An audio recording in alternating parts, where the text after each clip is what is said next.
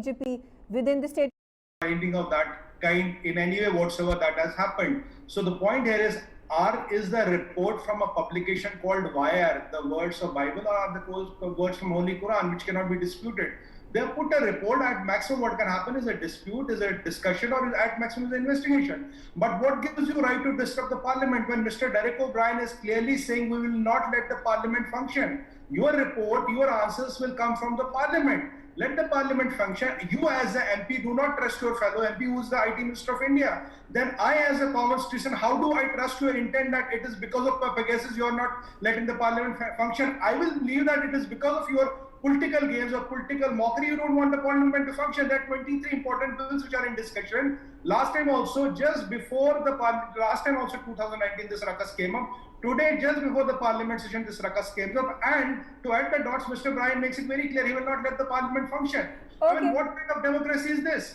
Why are you doing that? Okay. Why don't you let the parliament function? You made your point. I'd like to have Dr. Syed Abbas on the broadcast as well, and his views with regards to these alleged names that are pouring in of a number of opposition leaders, of journalists, of bureaucrats, of activists whose phones have been tapped. There is more fortified domestic guidelines and laws that also need to be brought in to further make this entire process more transparent. Did you talk to me? Sumit, go ahead.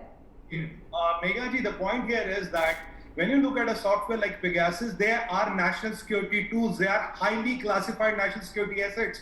And let me tell you, Pegasus does not sell to anybody who comes with a bag of money. Again, it is like a very higher-end cyber security firewall which is being sold only to the friendly governments. It's not, one government walks with a bag of money, they will sell it.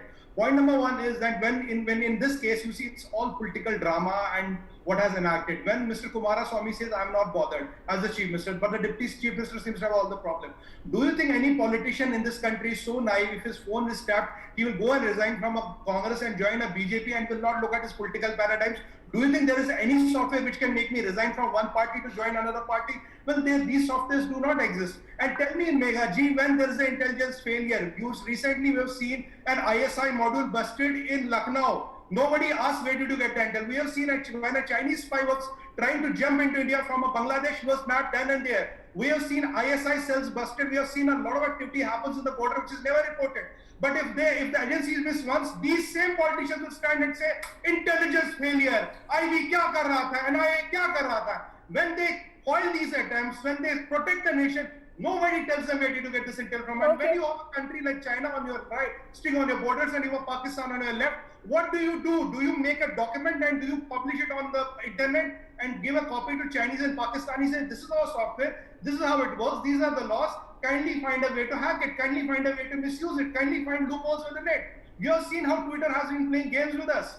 I believe these are all political allegations. If they have points, why don't they prove them? When it came to WikiLeaks, Julius Assange sent to the world screenshots. Where are those screenshots? Where is that credible evidence which can be proved in a court of law that this was a hack? Else you can just fly kites and disrupt the parliament. I don't think it anything beyond that. You know, national security is paramount. Nothing is above national security, and these are most potent weapons to protect your and my life. I am not interested whose phone is hacked or not. If it protects your life and my family's life and life of 1.3 billion people, maintains sovereignty at the borders, we give a befitting reply to China and Pakistan. That is what matters most. And that is what the nation should stand for. Okay, so then Dr. Syed Abbas, do you think at this time these spywares that are